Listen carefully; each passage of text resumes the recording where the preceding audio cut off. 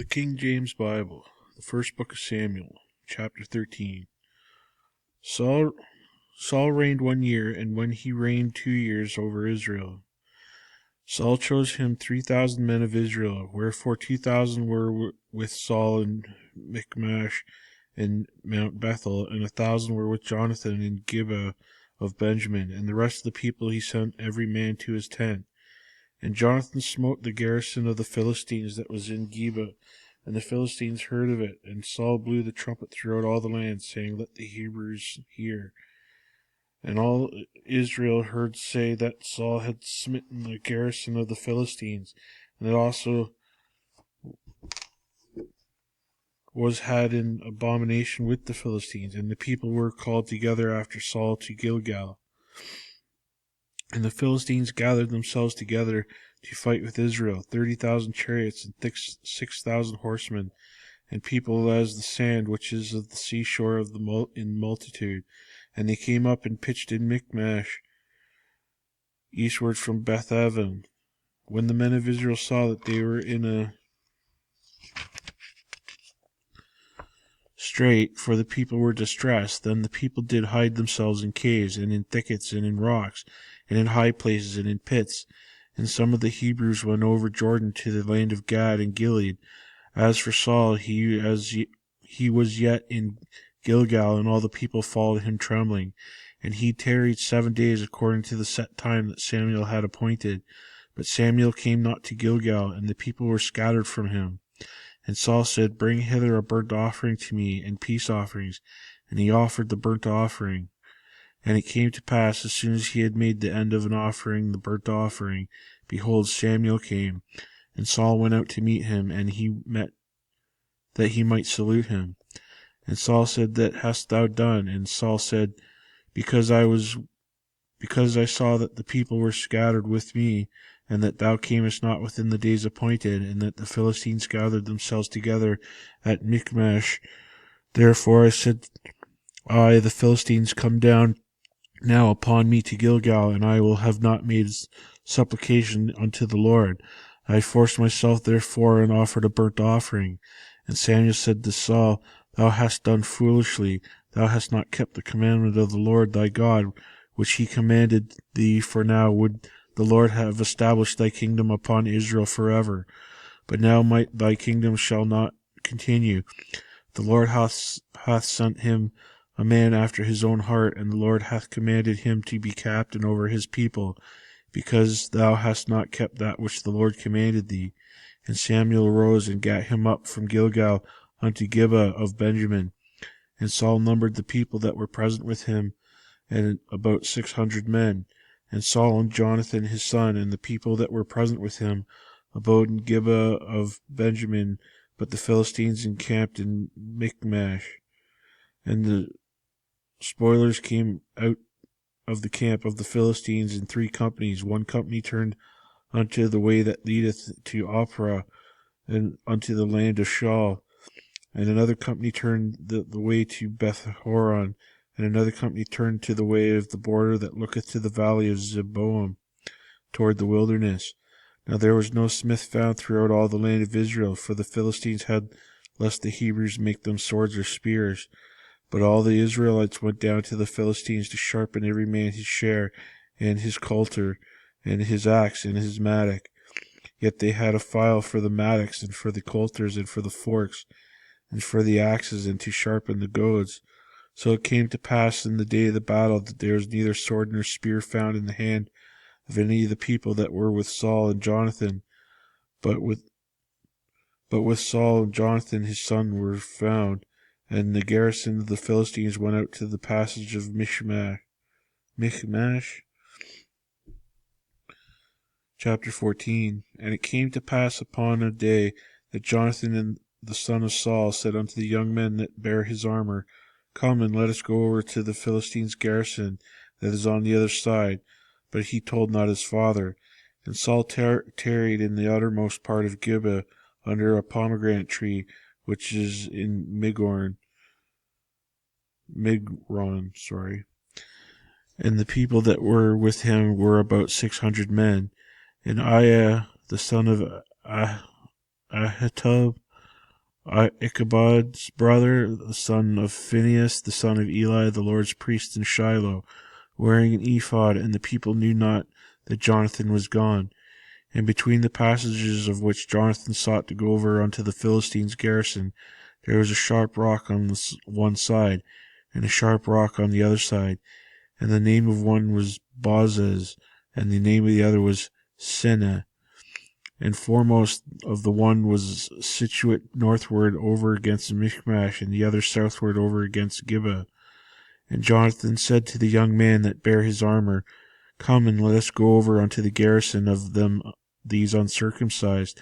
It may be that the Lord will work for us, for there is no restraint to the Lord to save by many or by few. And his armor-bearer said unto him, Do all that is in thine heart. Turn thee, behold, I am with thee according to thy heart. Then said Jonathan, Behold, we will pass over unto these men, and we will discover ourselves unto them. If they say thus unto us, Tarry until we come to you, we will stand still in our place, and we will not go up unto them. But if they say thus, Come up unto us, then we will go up, and the Lord hath delivered them into our hand, and this shall be a sign unto us. And both of them discovered themselves unto the garrison of the Philistines. And the Philistines said, Behold, the Hebrews come forth out of the holes where they had hid themselves. And the men of the garrison answered Jonathan and his armor-bearer, and said, Come up to us, and we will shew you a thing. And Jonathan said unto his armor-bearer, Come up after me, for the Lord hath delivered them into the hand of Israel. And Jonathan climbed up onto his hands and up upon his feet, and his armor-bearer after him, and they fell before Jonathan, and his armor-bearer slew after him. And the first slaughter which Jonathan and his armor-bearer made was about 20 men, within it as were a half acre of land which a yoke of oxen might plough. And there was a trembling in the host in the field, and among all the people. The garrison and the spoilers they also trembled, and the earth quaked, so it was a very great trembling. And the watchmen of Saul and Gibeah of Benjamin looked, and behold, the multitude melted away, and they went on beating down one another. Then said Saul unto the people that were with him, Number now, and see who is gone from us. And when they had numbered, behold, Jonathan and his armor-bearer were not there. And Saul said unto Aiah, Bring hither the ark of the God, for the ark of God was at the time with the children of Israel. And it came to pass, while Saul talked unto the priest, that the noise that was in the host of the Philistines went out and increased. And Saul said unto the priest, Withdraw thine hand. And Saul and all the people that were with him assembled themselves, and they came to the battle. And behold, every man's sword was against his fellow, and there was a great discomfiture. Moreover, the Hebrews that came here with the Philistines before that time, which went up with them unto the camp for the country round about, even they also turned to be with the Israelites, and were with Saul and Jonathan. Likewise all the men of Israel which had themselves in Mount Ephraim, when they had heard that the Philistines fled, even they also followed hard after them into the battle. So the Lord saved Israel that day, and the battle passed over unto Beth-aven. And the men of Israel were distressed that day, for Saul had adjured the people, saying, Cursed be the man that eateth any food until evening, that I may be avenged on mine enemies. So none of the people tasted any food. And all they for the land came to a wood, and there was honey upon the ground. And when the people were come into the wood, behold, the honey dropped, but no man put his hand to his mouth, for the people feared the oath. But Jonathan heard not when his father charged the people with the oath. Wherefore he put forth the end of the rod that was in his hand, and dipped it in the honeycomb, and put his hand to his mouth, and his eyes were enlightened. Then answered one of the people, and said, Thy father straitly charged the people with an oath, saying, Cursed be the man that eateth any food this day. And the people were faint. Then said Jonathan, My father hath troubled the land. See, I pray you, how mine eyes have been enlightened, because I tasted a little of this honey. How much more if haply the people have eaten freely today of the spoil of their enemies which they found? For had there not been now a much greater slaughter among the Philistines? And they smote the Philistines that day from Michmash to Ajalon, and the people were very faint. And the people flew upon the spoil, and took sheep and oxen and calves, and slew them on the ground, and the people did eat them with the blood. And they told Saul, saying, Behold, the people sin against the Lord, in that they eat with the blood. And he said, Ye have transgressed. Roll a great stone unto me this day. And Saul said, Disperse yourselves among the people, and say unto them, Bring me hither every man his ox, and every man his sheep, and slay them here, and eat, and sin not against the Lord in eating with the blood. And all the people brought every man his ox with him that night, and slew them there. And Saul built an altar unto the Lord, the same was the first altar that he built unto the Lord. And Saul said, Let us go down after the Philistines by night, and spoil them until the morning light, and let us not leave a man of them. And they said, Do whatsoever seemeth good unto thee. Then said the priest, Let us draw near hither unto God.